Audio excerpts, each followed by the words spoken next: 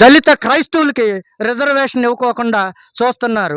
కారణం ఏంటంటే 1989 సంవత్సరంలో కారంచేడులో, దొంతోల్లో, పిప్పర్లో, పదిరికొప్పంలో ఇవన్నీ ఘర్షణలు జరిగినప్పుడు ఎస్సీ ఎస్టీ అట్రాసిటీ యాక్టు కత్తి పద్మారావు గారి నాయకత్వంలో, బొజ్జ తారకం గారి నాయకత్వంలో వస్తే దానిని చెడగొట్టడానికి, దాన్ని అమలు చేయకుండా చూడటానికి వీళ్ళందరూ కుట్ర చేసి ఈ పని చేస్తున్నారు. కాబట్టి ఈ యొక్క మనువాదులు ఎప్పుడైతే పంచజన్ అనేటువంటి ఈ ఆర్ఎస్ఎస్ భావజాలాన్ని చదివి దీనిని రాజ్యాంగపరంగా ప్రమాణాలు చేసినప్పటికీ అమలు చేయకోకుండా మళ్ళీ మునుపటి స్థితిలోనే బ్రహ్మముఖాన్ని నుంచి బ్రాహ్మణుడు వచ్చాడు, భుజాల నుంచి క్షత్రియుడు వచ్చాడు, పట్టు నుంచి వైశ్యుడు వచ్చాడు, మామూలుగా కాళ్ళ నుంచి పంచములు వచ్చారు. మరి ఈ నలుగురు పుట్టితే బ్రహ్మకు పుట్టిన వాళ్ళు, అమ్మకు పుట్టిన వాళ్ళు మనం, వాళ్ళకే మనకు ఇప్పుడు పోరాటం. ఆ పోరాటంలో మీరు అందరూ ఉండి భారత రాజ్యాంగాన్ని రక్షిస్తారని ఈ అవకాశం ఇచ్చిన అందరికీ కూడా కృతజ్ఞతలు చెల్లిస్తున్నాను. మీరు జై భీమన్.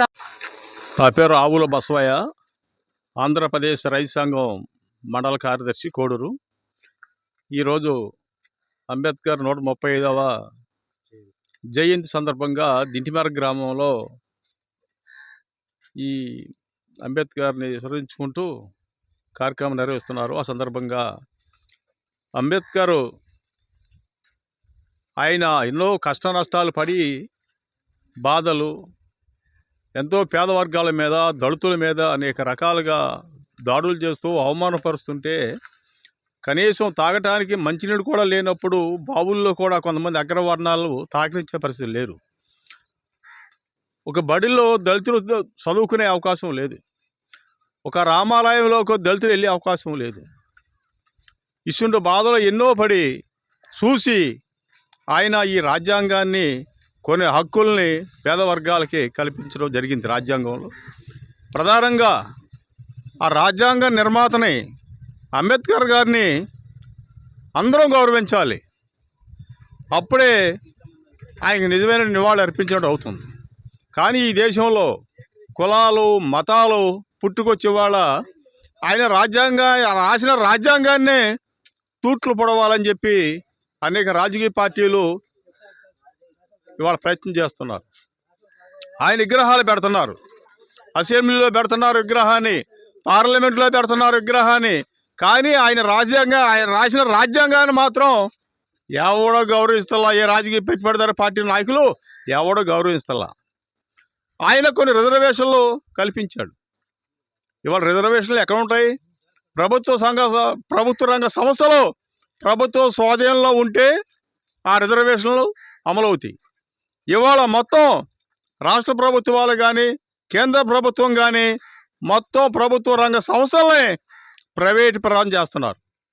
ఆ ప్రైవేటు పరం చేసినప్పుడు వాళ్ళకి ఇష్టం వచ్చిన వాళ్ళు పెట్టుకుంటాడు తప్ప అందులో రిజర్వేషన్లు అమలయ్యే పరిస్థితి లేదు. దానివల్ల ఈ రిజర్వేషన్ల వాళ్ళు ఎవరైతే రిజర్వేషన్ వల్ల కల్పించబడతారో వాళ్ళందరూ కూడా ఉద్యోగాలు కోల్పోయే పరిస్థితి వస్తుంది. అందుకని ఇటువంటి విషయాలనే ఈ ప్రైవేటీకరణని ప్రోత్సహించి ఏ రాజకీయ పార్టీ అయినా దాన్ని వ్యతిరేకించాలి, చెయ్యాలి, నిలబడాలి బజార్లోకి వచ్చి. ఆ పోరాటం చేసినప్పుడే మనకు న్యాయం జరుగుతుంది తప్ప ఎవడో అగ్రవర్ణాలు ఏదో అన్నాడని, చేశాడని మౌనంగా కూర్చున్నావా మన భవిష్యత్తుని మనమే నాశనం చేసినట్టు అవుతాం. అందుకని ఈ దేశంలో ఉన్నటువంటి మరి అనేక రకాలు ఉన్నారు. కులం ఎక్కడుంది? కొన్ని జిల్లాల్లోనూ, ఒక రాష్ట్రాల్లో ఉంటుంది. మతం ఎక్కడుంది? ఒక దేశంలో ఉంటుంది. కానీ అంబేద్కర్ రాసిన రాజ్యాంగం, లౌకికవాదం, మరి ఇంకో రకమైన విషయాలు కూడా ప్రపంచ దేశాల్లో ఉందంటే ఒక కమ్యూనిస్ట్ పార్టీలే ప్రపంచ దేశాల్లో 150 దేశాల్లో ఉంది. అందుకని ఈ చిన్న చిన్న విషయాలకి మనం ఏమి పట్టించుకోకుండా మన హక్కుల కోసం మన పోరాటం. ఈరోజు డాక్టర్ బాబాసాహెబ్ అంబేద్కర్ గారి 135వ జయంతి సందర్భంగా మనం ఈరోజు దింటిమెరకలో ఆయన స్టాచ్యూకి పూలమాలతో శ్రద్ధాంజలి ఘటించడం జరిగింది.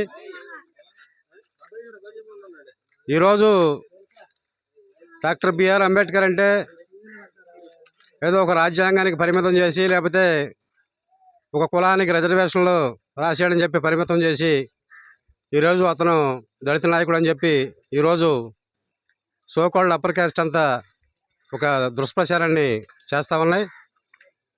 ఈ రాజ్యాంగం రాయటమే కాదు, ఆయన ఈ భారతదేశానికి ఒక ఆర్థిక వ్యవస్థ నిర్మాణానికి ఎంతో కృషి చేసి అటువంటి మహానాయకుడు డాక్టర్ బాబాసాహెబ్ అంబేద్కర్. ఈరోజు మన ఒక RBI reserve bank of India దాని ఏర్పాటుకి మూల కారణం ఆయన రాసినటువంటి the problem of the rupee అనే గ్రంథం ఆధారంగా ఈరోజు మనకి రిజర్వ్ బ్యాంక్ ఆఫ్ ఇండియా ఏర్పాటు చేయడం జరిగింది. అట్లాగే మహిళల హక్కుల కోసం ఈ దేశ ప్రగతిని కొలవాలంటే ఈ దేశంలో ఉన్నటువంటి మహిళలు సాధించిన అభివృద్ధిని బట్టి నేను కొలుస్తానని చెప్పినని ఒక గొప్ప సందేశాన్ని ఇచ్చినటువంటి డాక్టర్ బాబాసాహెబ్ అంబేద్కర్. ఈరోజు ఈ దేశంలో పార్లమెంటరీ ప్రజాస్వామ్య వ్యవస్థ ద్వారా ఒక ఓటు ఒక మనిషి ఒక విలువ అని చెప్పి సాధించాం. కానీ సాధించాల్సింది ఒక మనిషి ఒక ఓటు అని చెప్పి, ఒక మనిషి ఒక విలువ అని చెప్పి ఆయన ఆనాడే హెచ్చరించారు. ఆయన రాజ్యాంగాన్ని రాజ్యాంగ పరిషత్తులో సమర్పిస్తూ ఈ దేశం రేపటి నుంచే మన వైరుధ్యాల జీవితంలో ప్రవేశించబోతున్నాం. ఈ దేశంలో రాజకీయ సమానత్వం వచ్చింది, కానీ సామాజిక ఆర్థిక సమానత్వం రాలేదు. ఈ ఆర్థిక సామాజిక సమానత్వాన్ని నిరాకరించబడిన ప్రజలు తిరుగుబాటు చేసి ఈ రాజ్యాంగాన్ని, ఈ పార్లమెంటరీ ప్రజాస్వామ్యాన్ని కూల్చివేస్తారని చెప్పి ఆయన ఆ రోజున డాక్టర్ బాబాసాహెబ్ అంబేద్కర్